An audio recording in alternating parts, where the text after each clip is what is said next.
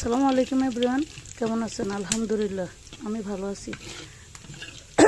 আসলে বৃষ্টির কারণে ভিডিও করা সম্ভব হচ্ছে না, তাই আবার চলে আসলাম রান্নাঘরে। আপনাদেরকে আজকে দেখাবো তেলে ভেজে আলুর ভর্তা কিভাবে আমি করি, যেটা আমার খুব ভালো লাগে।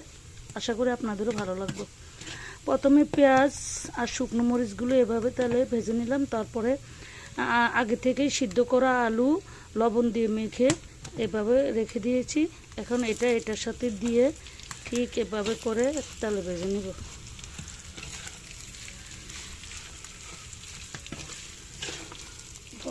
এই ভর্তাটা কিন্তু খেতে খুব টেস্ট হয়, আমার খুব ভালো লাগে।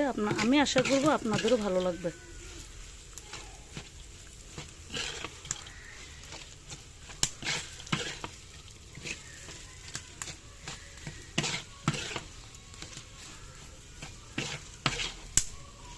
আশা করি আপনাদের কাছে ভালো লাগছে ব্যাপারটা দেখে, খেতেও ঠিক তেমনি ভালো লাগবে।